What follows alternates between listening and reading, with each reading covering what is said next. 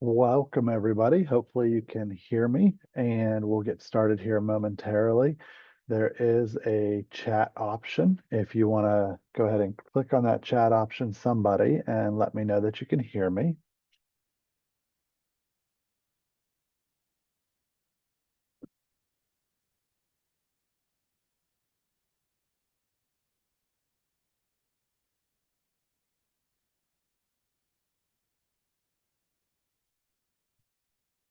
Uh, there, I think I just opened up the chat for everybody. So if somebody can use the chat and let me know that you can hear me. There we go. Good, good.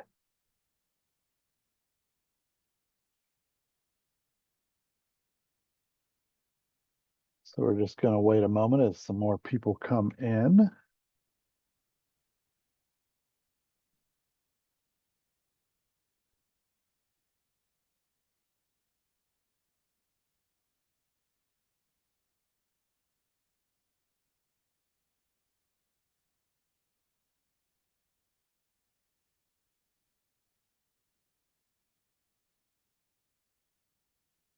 Just about another minute. We'll wait.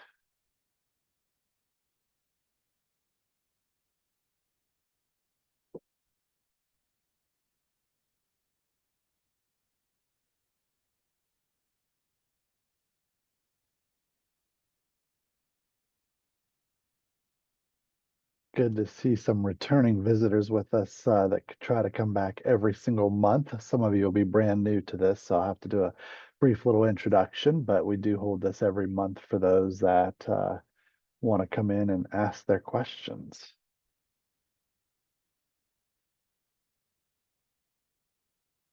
Okay, so we're going to get started here because we sometimes run out of time, and I want everyone to have a chance to answer their questions. So, my name is Corry Riley. I want to welcome you to Tax Talk with Corry.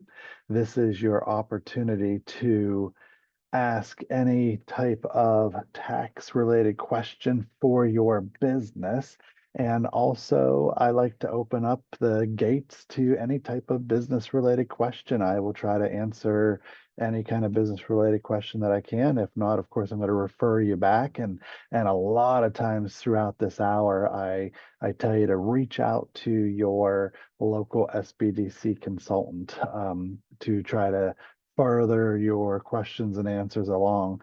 And then if they can't be answered, then of course you can reach out to me. So something I'm going to do is put in the chat right now my email address in case you do need to reach out to me. But again, I always suggest that you reach out to your local business consultant first. So with Tax Talk with Corry, for those of you that are brand new, the format of this is for roughly the first 10 to 15 minutes. I will talk to you briefly about a specific topic for today. And in this case, it is talking about the new annual report requirement that began in 2025. From there, we're going to open this up to Q&A for those of you that are in attendance. So if you think of any questions right now, and make sure you write them down so you don't forget.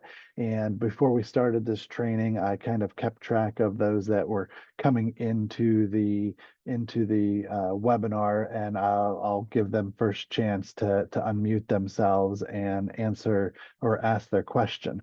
Also, if there is a silent period when I call on somebody and they don't unmute themselves, it could be because they walked away, or it could be that they do not have a microphone. So you can also use the chat option, and there's also a Q&A option that I will be monitoring throughout. So I'm going to be jumping around between allowing you to unmute yourself to looking at the Q&A section and also looking at the chat section. Use any of those three things, and I will be glad to try to answer your questions. Before we get started, I do want to let you know a little bit of fine print, as we do every time at the beginning.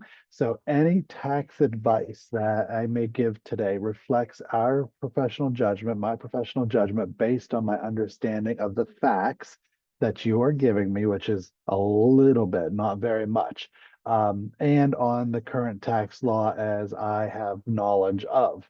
The SBDC is not responsible for misinformation, as this is a service offered at no charge to entrepreneurs and business owners. So I always make the suggestion, which I'll make right now, that when you hear something from me, you may want to go do some of your own research. You may want to reach out to your accountant and or your attorney for further information. I'm here to try to lead you down that right path.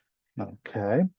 Um, so let me jump into the annual reporting requirement for 2025.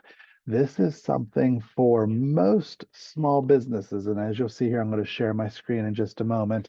As you will see here, most small businesses, except for our sole proprietorships, fit into having to do this. So let me go ahead and find my document I want to share with you. And let me click share and share this screen. Okay, so it looks like you should be able to see this on your screen according to what it shows me I'm sharing with you. This is a document that I'm going to show you where I found all of the information from the website, but just kind of going down through this as a format.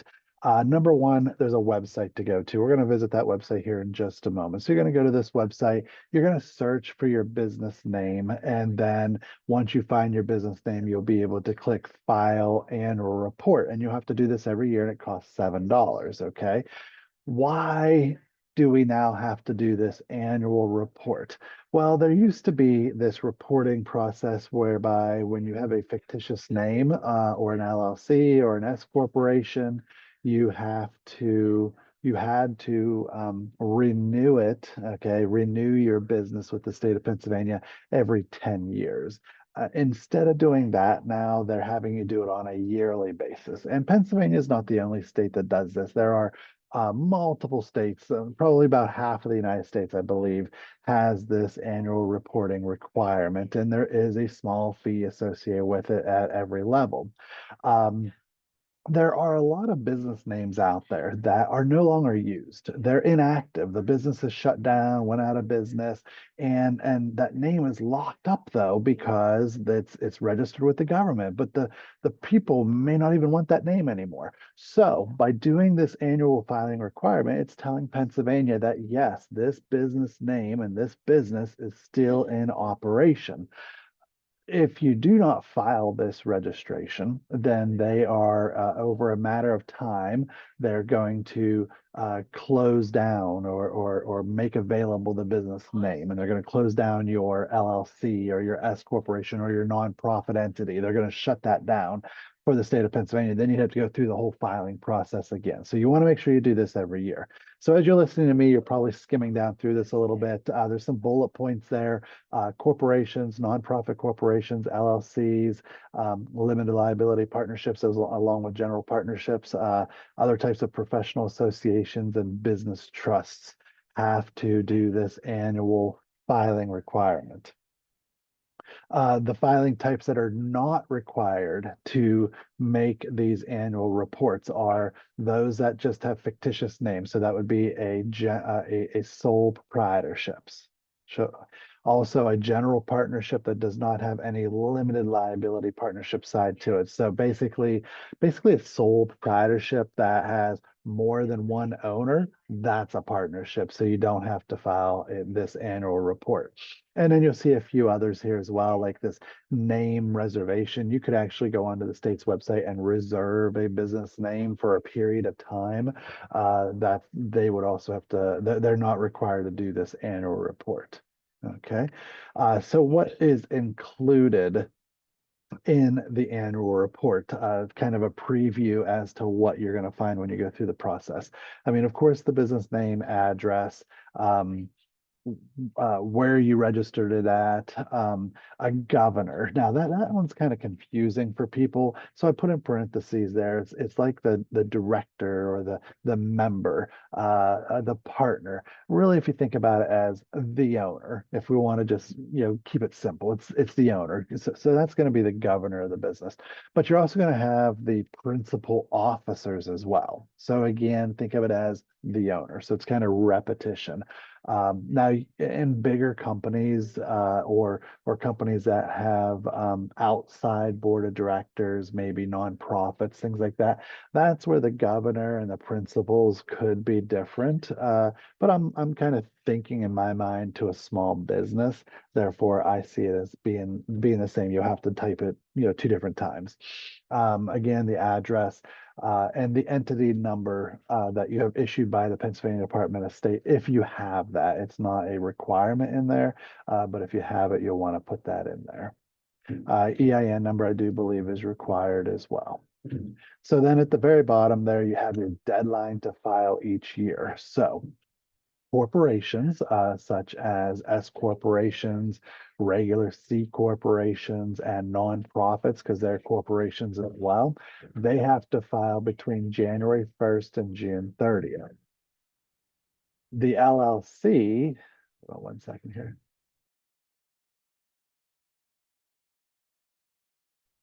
Okay, so I'm on mute. Okay. The LLC is September 30th is the deadline for that. And then other associations, as you'll see there, is December 3rd.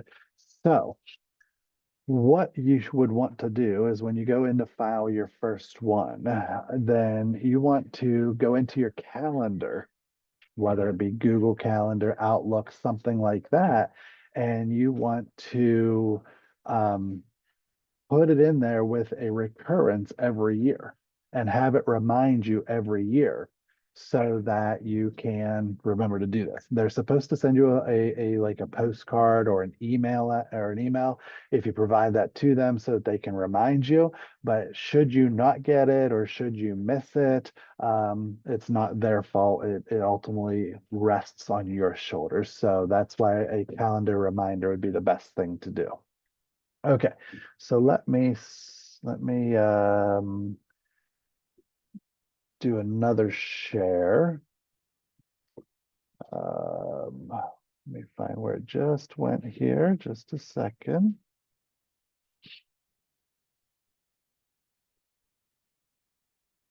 No, I apologize.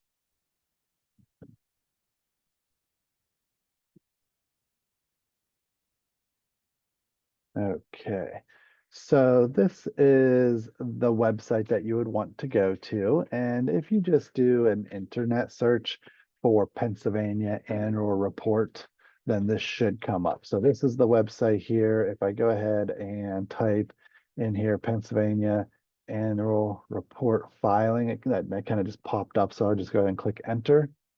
And should be your very first result there. Commonwealth of Pennsylvania annual reports. I'll go ahead and click on that. Takes me to the same exact website that I was just on. So a lot of what I had just went over with you, as I scroll down through, this is the same information. I just put it in a different format. And if you want more background as to what it is, it's on this website as well.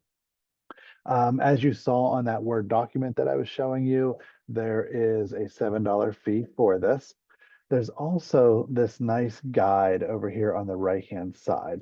So if I click on it, it opens up this guide.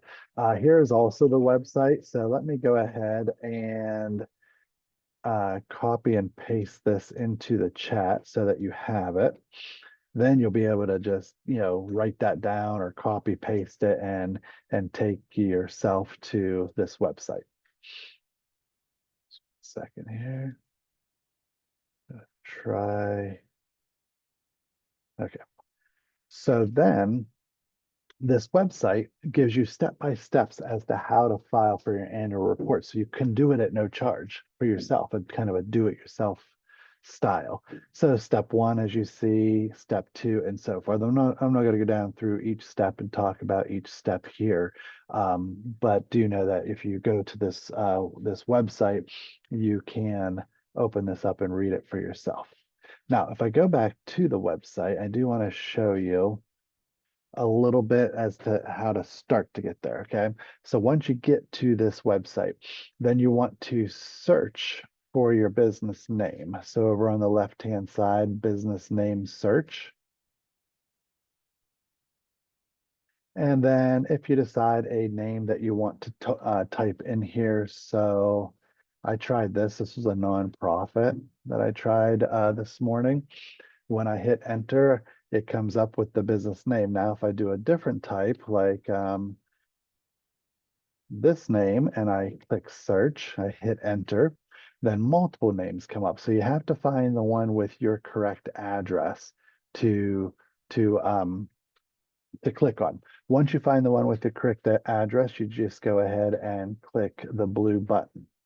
Now, I want you to notice there's only one button up here at the top.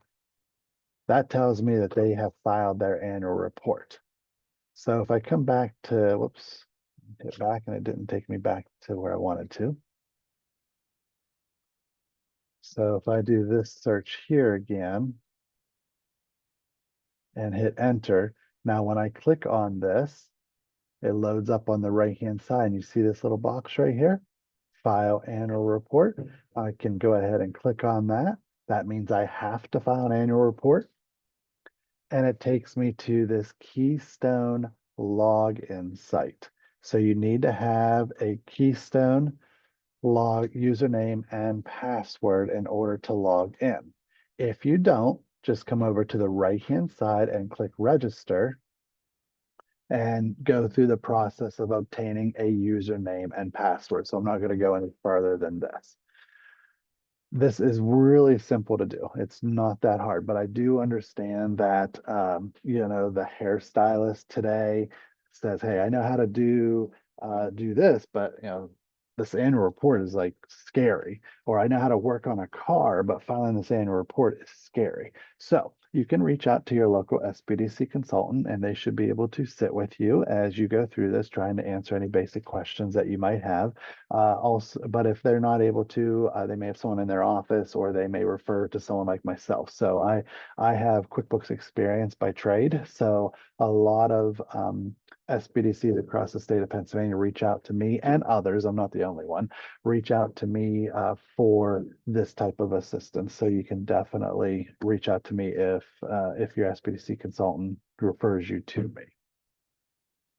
Okay, I think that's the information I wanted to show you about this annual report. Ultimately, it is required to do.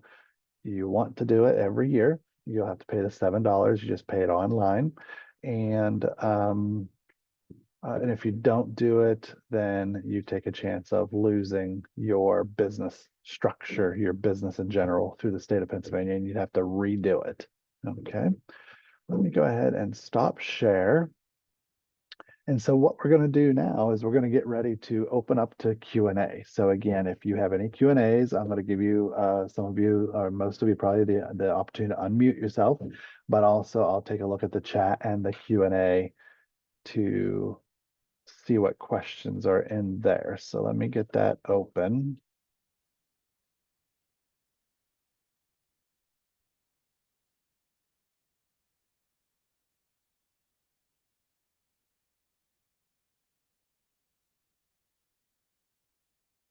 Okay, so then I need this open. Just apologize. I have two screens going on here and lots of information to keep track of. So I just need to get this ready. Ah,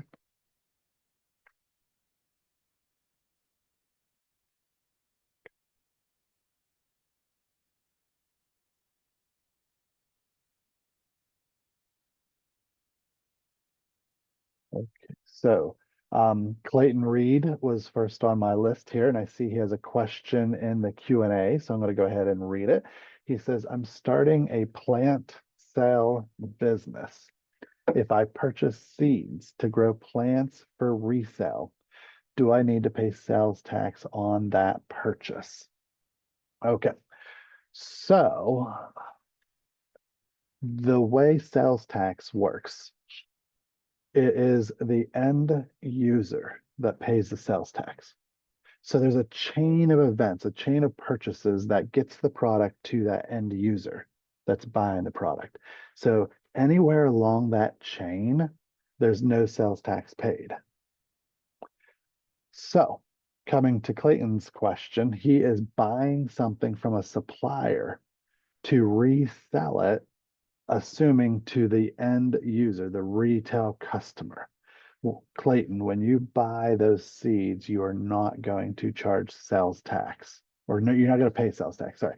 You're not going to pay sales tax to your supplier. You're going to have a sales tax license and you're going to obtain a sales tax exemption form, which you can find on the internet. You're going to fill that out. You're going to give it to your supplier. That will tell them not to charge you sales tax. And then when you sell your product to your customer, you will charge sales tax. That's with the assumption, and I don't know this answer, this is with the assumption that if I go into a store and I buy a package of seeds, that there's sales tax on those seeds. And I just don't know that off the top of my head without doing a little bit of research for you. You may already know that, and that might be why you're asking this question. But if you don't know that, reach out to your local business consultant at your local SBDC and see if they can help you do that research. They should be able to. Worst case scenario, ask them if you can speak with me at this SBDC, PennWest Clarion, so that we can get you that answer for you. Good question. I hope I answered it. Okay, next up, let me see here. I am going to, oh, we lost that part. Nope, right there. Gab, G-A-B. I gave you the opportunity to unmute yourself. If you have that ability, go ahead and unmute yourself and ask your question. Sure. Good afternoon. I don't have a question for today. I was just sitting in to hear all of your resources and advice, but thank you. Oh, absolutely. And I get a lot of people like that, coming in, they don't have questions. They're just here listening and we learn by listening to other people ask their questions and such as well. So that's good. Okay, let me see.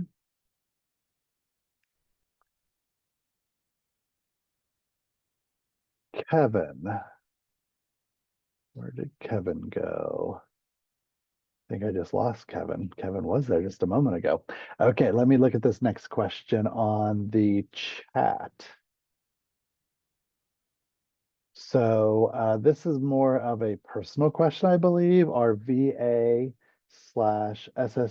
payments to disabled veterans taxable? I say no to that. Although we're here to talk business, not talk personal. But no, normally the VA types of disability payments are not taxable, to my understanding. Okay, Clayton Reed. You'll be sharing this document with attendees. Oh, will you be sharing this document with attendees?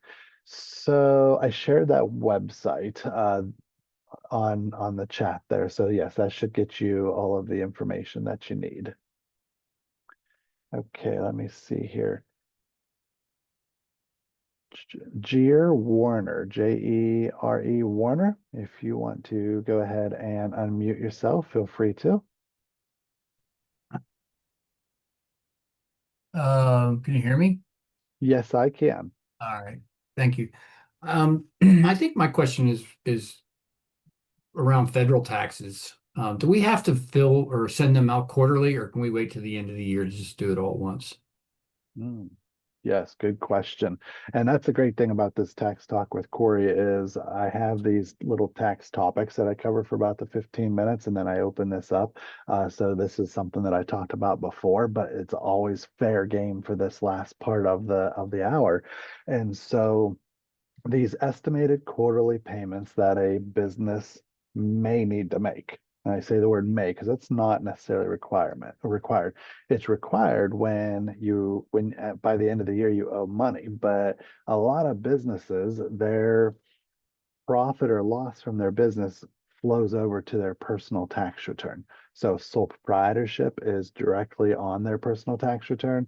A partnership has its own return. It does flow over, as does the S corporation. The LLC could be a few different ways. It could be an LLC sole proprietorship, it could be an LLC partnership, or an LLC S corporation. I say all these things because as I'm trying to throw out the idea that it all goes onto your personal tax return. So if you're someone that normally gets a large refund on your federal tax return, then your business profits eat away at your refund. As long as you're still getting a refund based on your business profit and the rest of your personal life, then you don't owe taxes to the IRS, and therefore you do not need to make estimated quarterly payments. However, once you flip over to the other side, and because of your business profits and your personal tax stuff, you owe taxes to the IRS, then you have to start making payments to the IRS, right? And so I do believe the threshold for the IRS is $2,500. So if you owe more than $2,500 at the end of the year, you're going to get penalized for owing too much at the end of the year. And they're going to want you to start making quarterly payments. So if at the end of the year with your business net you only owe $500, no estimated quarterly payments still required, but as that continues going up, it's gonna become required, and ultimately you want to do it so that it's not such a big hit at the end of the year. Your accountant should help you out with this. When your accountant sees that you flip over to that side where you're owing money to the IRS, your accountant should calculate for you how much estimated quarterly payments you should make, and your accountant should give you vouchers already filled out with an address on the paper and everything, so that all you have to do is get out your checkbook and an envelope and put that all together and send it. So yes is the question I want to say to you. If you're owing money, then yes, by law, you're gonna at one point or another be required to make estimated quarterly payments. Otherwise, you will get penalized. Okay, thank you. You're welcome. Okay, let me see here. Let me jump over here to the Q&A. Jasper asks up here, I'm concerned about taxes taken for my virtual classes. How can I do this? I give attendees a disclaimer that they are responsible for paying all taxes. So I would need a lot more information on this. I'm not sure if your local business consultant might be able to help you out with this. If they're buying something from you retail and you have to charge sales tax on that, if that's the law that you have to collect sales tax on these retail items such as books, then you're ultimately responsible for it. They're not responsible for it unless they are from out of state, another state, and that's a whole nother bear to tackle, is dealing with out of state sales tax. Then yes, that would be their responsibility. But if I, in Pennsylvania, am attending one of your trainings and I buy a book from you or something, you have to charge sales tax. You have to collect that sales tax. That's not my responsibility. So even doing a disclaimer, which is a good idea, I'll admit, hey, why not try to push that off on them? But ultimately, the law comes down to there is somebody required to collect it, and if that is you, then you're required to do it. You can't push that off. Good question. Okay, let me see here.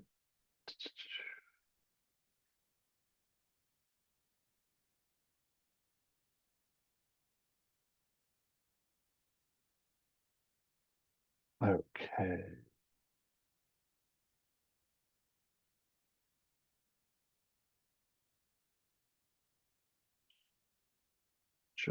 John Thomas, I'm looking down through here to see what's all going on. Okay, there's John. So question John has, can you file an annual report without creating the Keystone account? So I do believe you can do it by mail if you wish to. That's kind of the slow process of doing so. And I'm all for the mail and the post office and things, but things do get lost. So in between here and there, if it were to get lost, then it wouldn't get registered. You'd have to keep checking back on your name to see if it got registered and move forward from there. If it does go through or doesn't go through. Otherwise, you have, to all of my understanding, you have to create that Keystone account in order to file your registration. Okay.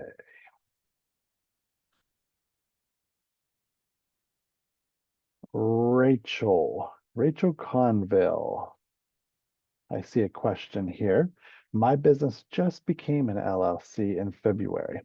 I am required to file a report since I have not operated for a full year. Okay, you just formed your LLC in February, and are you required to file a report? So no, from my understanding, I just read something the other day that the first year you file your LLC, you do not need to do the business registration. Okay, but then the next year you would. So if you file it here in 2025, you do not have to do it until 2026. Okay, good question. Let's see here. So I just went down through all those. Let me see.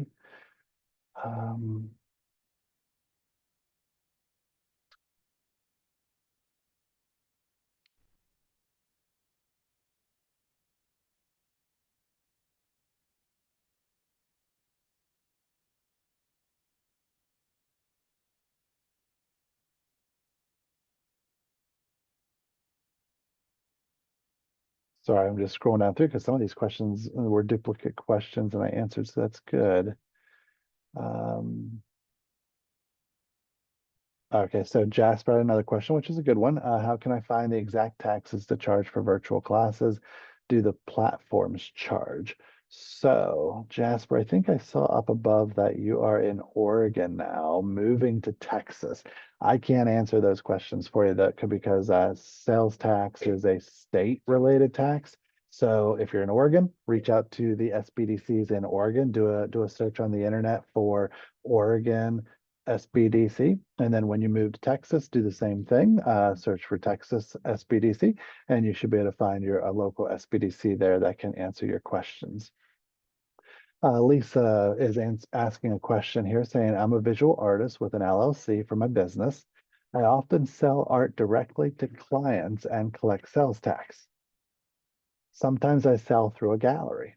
Am I legally required to make sure the gallery collects sales tax if I get a percentage of the sale? Oh, that's a good question. Oh, put me on the spot with that one. Am I legally required to make sure the gallery collects sales tax if I get a percentage of the sale?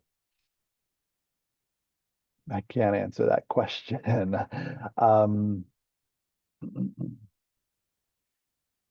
It would ultimately, I would say it would ultimately fall on the person who is responsible for collecting the sales tax. So without doing further research, again, reach out to your local business consultant, see if they can do some research on this. If not, they can reach out to me and I'll do the research. But it ultimately falls on the person that is responsible for collecting the sales tax. So when you're selling it through a gallery, that gallery is the person that is responsible for collecting the sales tax. So I don't see how that can come back on you. I did run into something similar to this one time. So let's I got to use my mindset to explain this, but I think you can relate. If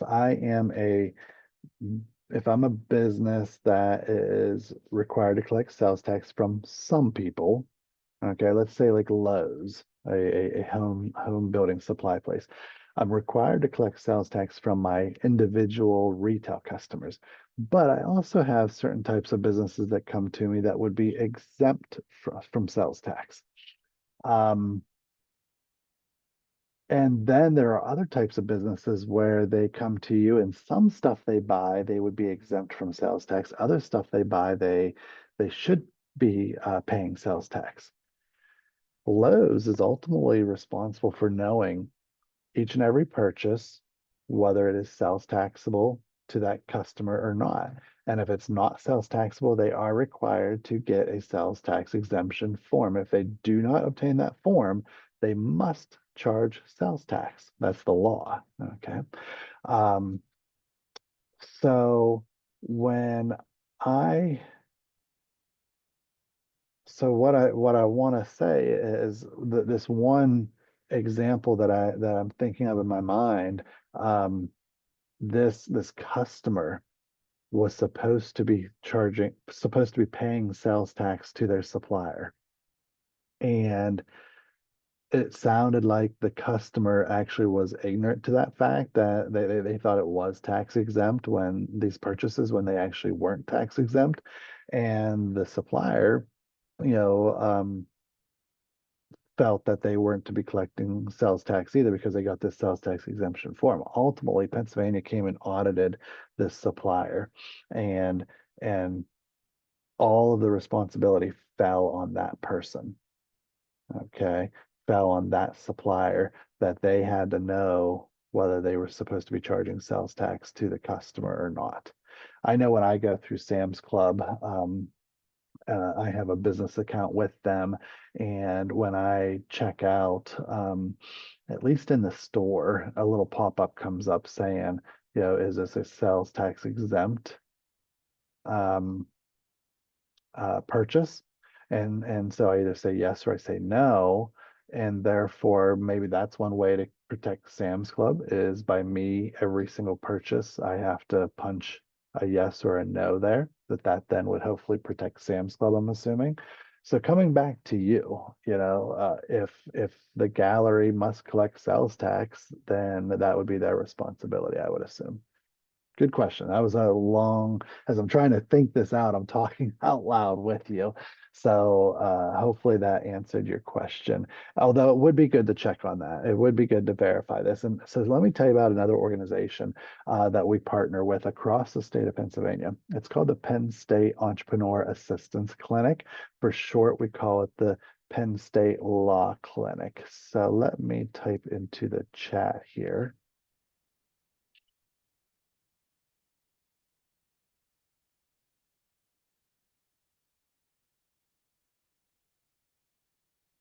So when you're talking to your local SBDC consultant, you could tell them that Corey mentioned the Penn State Entrepreneur Assistance Clinic. For short, we call it the Penn State Law Clinic. So I just put that in the chat as well. And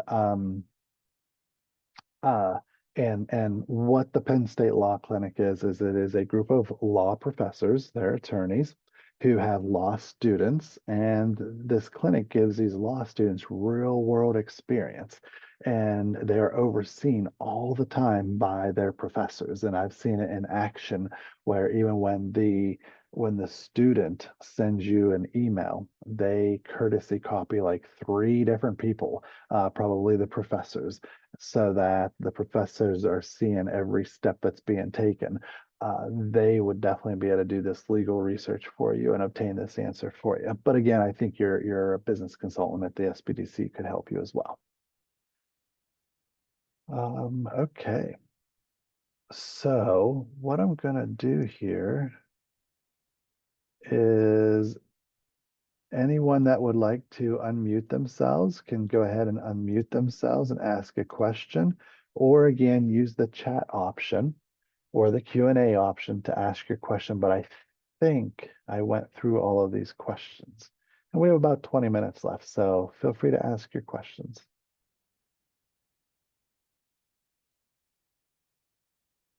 I'm just looking down through to see if I see any other questions here.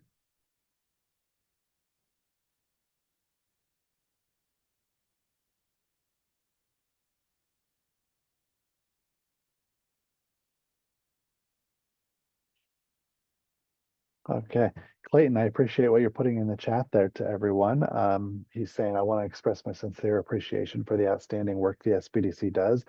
The SBDC team has been incredibly helpful and supportive. Additionally, I find this open session to be particularly beneficial and commend the effort involved in organizing it. So thank you very much. Appreciate that. And for mentioning, thanking you from all of the SBDC. We do appreciate that. We love doing this. John Thomas has a question here, it looks like. Are federal or PA sales taxes due? Okay, so there are no federal sales tax. There's only state sales taxes. So are Pennsylvania sales taxes due for consulting services when provided virtually, like a webinar? It was my understanding consulting services similar to accounting and other business services do not have sales tax for the person, business receiving the services, and no sales tax for the business providing the webinar services, since there are no products being developed or sold. Yeah, that would be my understanding as well. So just as you mentioned, accountants and attorneys do not need to charge sales tax. Customer or consultants don't have to charge sales tax either, unless there would be a retail product involved. And even there, it's still kind of a gray area. So I think it was our previous elected governor was thinking about instituting a sales tax for, say, accountants, because accountants uh, do perform a service, but then they kind of produce a product, right? Your tax return.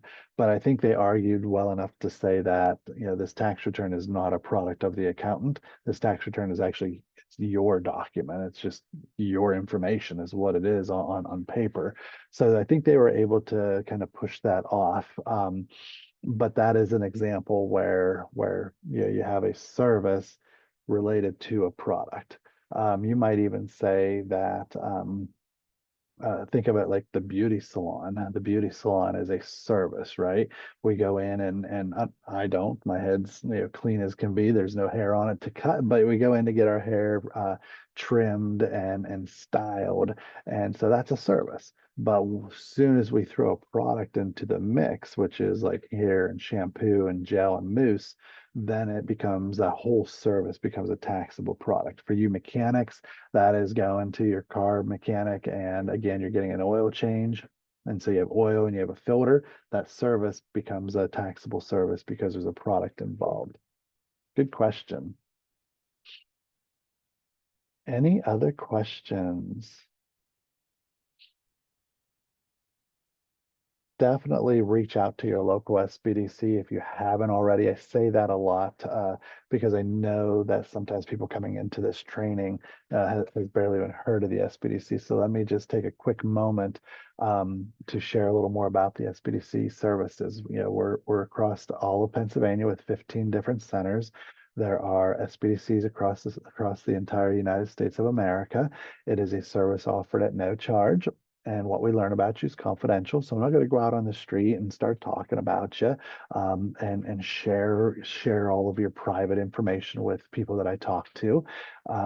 With this service being offered at no charge, the way that it's brought to you is that we receive funding from the Small Business Administration at the federal level, as well as the DCED at the state level through the PrEP program, and also by our wonderful universities. And in this case, this tax talk with Corry is right here at PennWest Clarion University in Clarion, Pennsylvania. But again, there are 15 centers across the state of Pennsylvania. We're all located within universities of higher education, colleges. So that allows us to tap into a lot of great resources to help you as a small business. Okay, and Clayton here as well is sharing his thoughts. I do appreciate that. Any other questions? We still have about 15 minutes to go. Everyone's starting to throw out these thank yous, so appreciate that. Gonna make my cheeks red from blushing. Okay, here's a question, I think. The first time I'm learning about sales tax exemption from suppliers.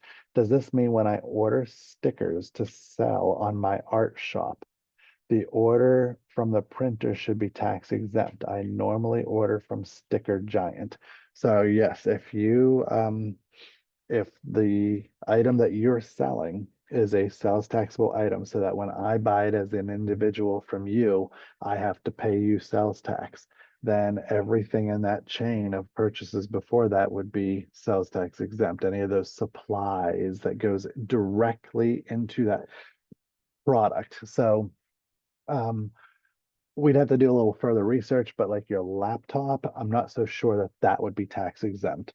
Your laptop is going to be used for other things within your business, not just this production. Now, if you bought a laptop that was solely towards the production of the product, then we could make an argument that that could be tax exempt. But if you're also using it for bookkeeping and checking your email, things like that, then it's not going to be tax exempt.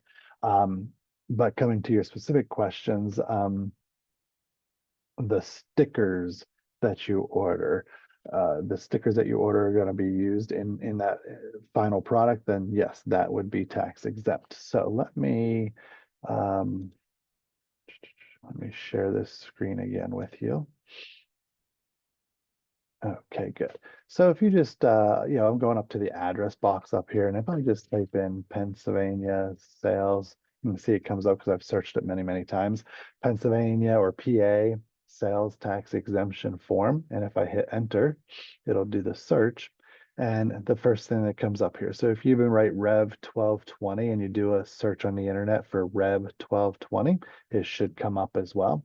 When I click on this certificate, this is a certificate that can be filled out. So this is your Pennsylvania exemption certificate. It's not just for sales tax, but that's what I deal with it all the time.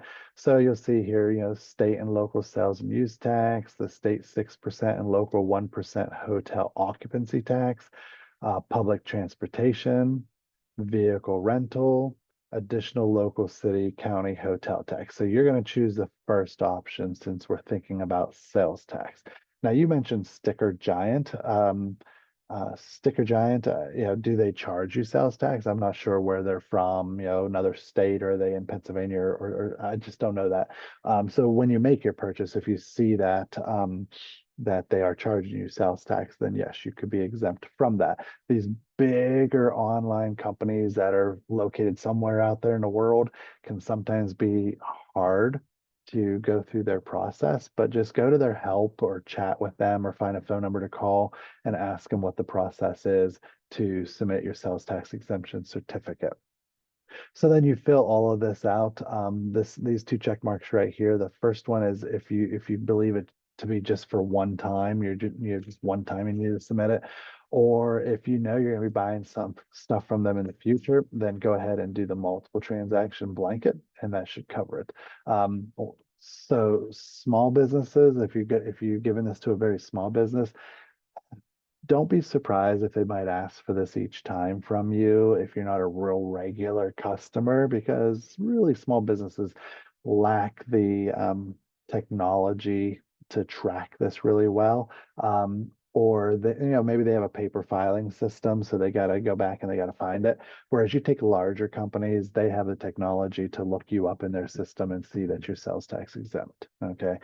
I think of Lowe's. Lowe's is that way there, that you go through. I think they even give you a number or a card that you give them each time that you're buying a sales tax exempt purchase, and it reads it for them. So you fill this out, come down to these numbers down here, and let me see here. Number three, sorry. Number three is the one that you would use, not number two. Property will be resold under license number. This is your sales tax license that you have. You put that in there, and then you come down and you fill out this is you at the bottom, the purchaser. So the seller is at the top, and then the purchaser, you at the bottom. And this will cover your purchases. Now you can look down through here. There's other things here as well for manufacturing, agriculture, some different items down through here that you can take a look at. So just do a search for that. That'll take care of this form for you. Good question. Selling wholesale, no taxes collected. What documents do I need on file for my buyer? This form right here that we're going over. You need to get this from everybody that is buying from you. If they do not give it to you, you got to charge them sales tax. That's the law. And if you don't have these and you get audited, you will ultimately be responsible, and you will be the one paying the sales tax that you should have collected from your customer. So do I have to fill out this form for each of my suppliers? Yes. Each of your suppliers, give this to them. See if they can keep it on record so you don't have to give it to them for every purchase, but every supplier you go to. It's good to carry it in, keep one in your car or something, keep multiple in your car so that maybe you're not thinking of buying something, but you happen to be driving by and you find a new supplier and you could, hand that over to them right then and there. Okay, Clayton over here is saying, do I need to pay sales tax on plant propagation medium, such as sand or potting soil, that I will be using over and over again to produce plants? I was thinking that these products would fall under use tax. So, one, without knowing a lot about you right now off the top of my head, you are either agriculture, like a farmer, in which there is an exemption for that right here. So it would go in box, it would go in number 1 up above, if you're looking at the screen that I'm sharing with you. Property or services being used directly and predominantly by purchaser and performing purchases of farming. You'd put the letter E and go ahead and write the word farming up there. Or you fit into the manufacturing side, which is the same exact thing, number 1 up above, but this time it's A instead of the farming. Although, I mean, you're talking about seeds and plants and such, so that's agriculture, that's farming. Even if it's a greenhouse, that's farming still. Therefore, uh, the medium, which is the sand or the potting soil, that is being directly used. That's what you see in number 1 on the screen there, if you can read that. There, how about that? Makes it even bigger. You're directly using it in the production of the product that you're going to sell. Therefore, you would not pay sales tax on your sand or potting soil. So if you were to buy potting soil from Walmart, if you go through the checkout, they're going to charge a sales tax, right? So you would need to get set up with Walmart. Don't just go through the cash register cashier and give them this paper. That cashier is going to be, they're going to say, go to the customer service desk. Okay. So go to the customer service desk and you'll have to go through their steps to become a person that does not have to pay sales tax on certain purchases. So if you go through Walmart and you buy, uh, you buy a taxable product, such as a car wash bucket, okay, for water and soap, and you're buying it for yourself to wash your car. You have to pay sales tax on that. I hope, I know you understand that. I'm just trying to tell you that you can go to Walmart and buy something that's taxable and something that's tax exempt. You need to make sure you keep those separated and get separate receipts. But that's an excellent question. So let me talk briefly about use tax since you brought that up.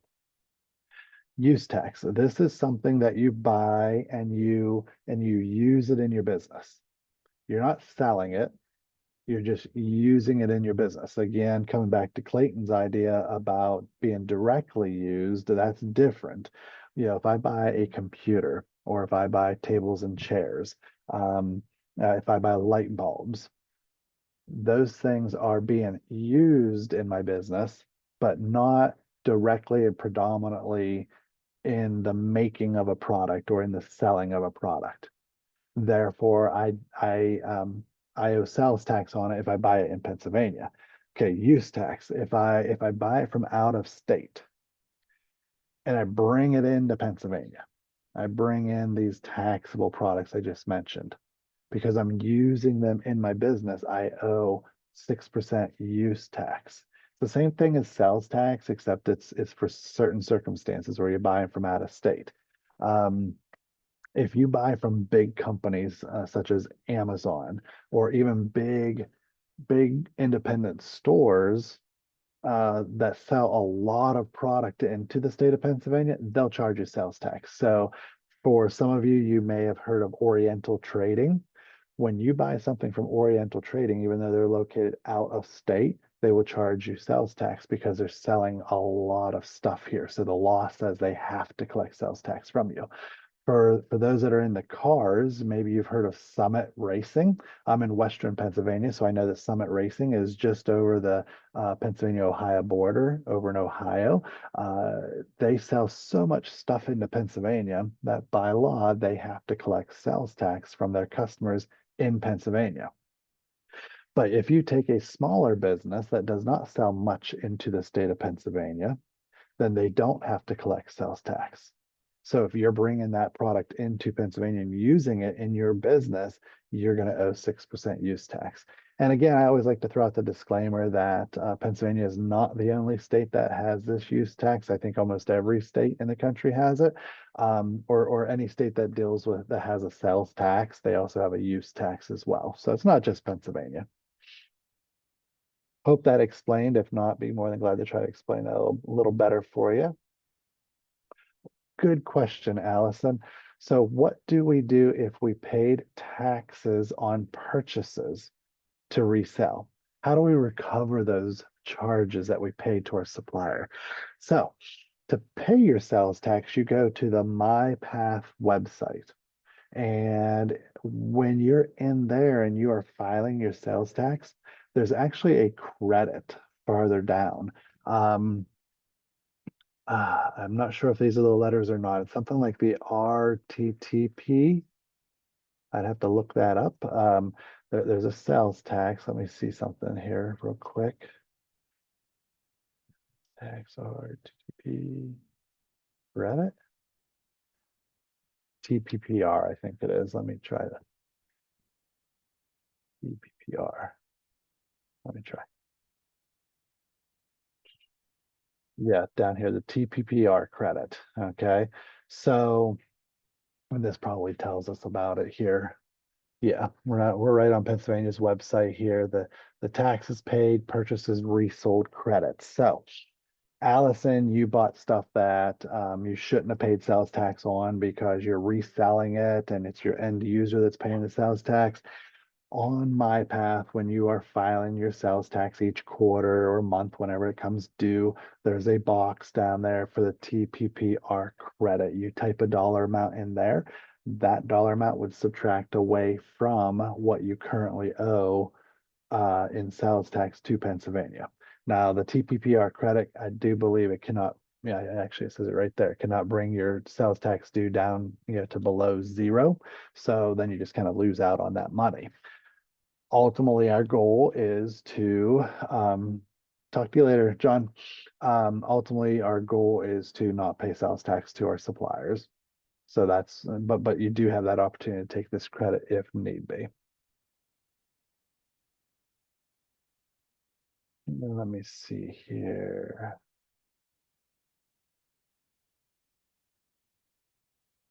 Okay.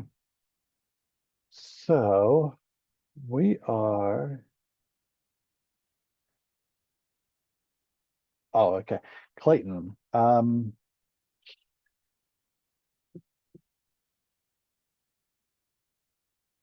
so you may have mentioned this when you went over the tax exempt form, but I don't recall for the EIN. Is that our federal EIN number or question? Yes.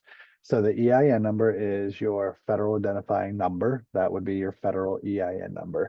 A lot of times when you hear people talking about, this ID number, it really comes down to they're either talking about your EIN number or your sales tax license number. So most of the time it's your EIN or your FEIN. They're all the same number that you get through Pennsylvania or through the federal government, through the IRS. Okay, we have about 3 minutes left. I'm more than glad to stay on here and see any other questions that you might have.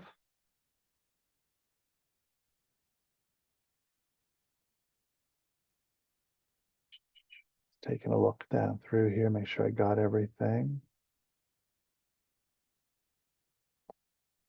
Glad you learned a lot. Okay. Well, I'm just going to take these few minutes. I'll keep watching the chat and the Q&A, but do remember, as I've already said, our services are offered at no charge. Please reach out to us.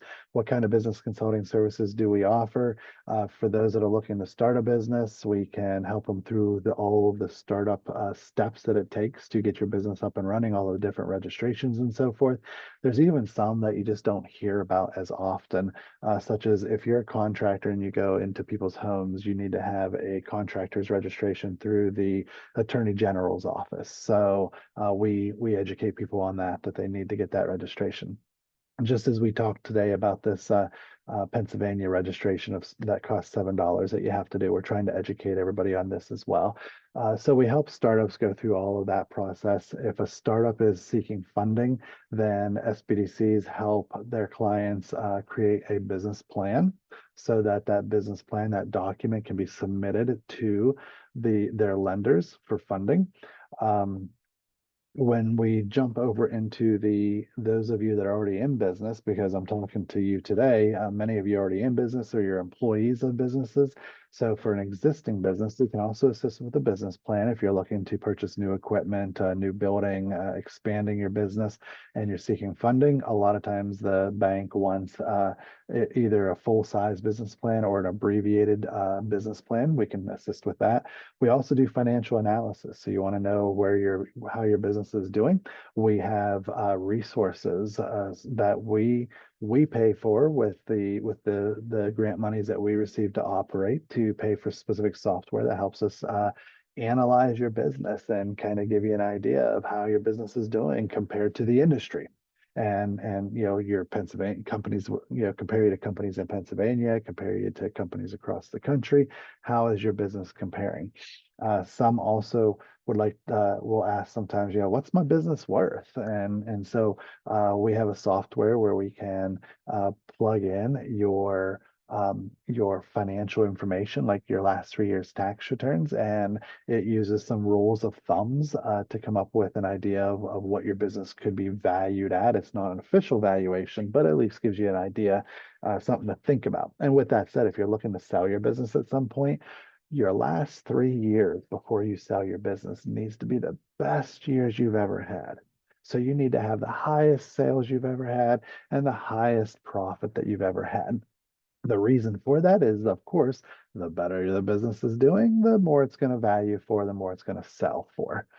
Also, we help businesses with answering HR questions. We help answer marketing questions. We can review your website or see how your business is performing out there just in the internet world, and do what we call search engine optimization, help you show up on the internet even better.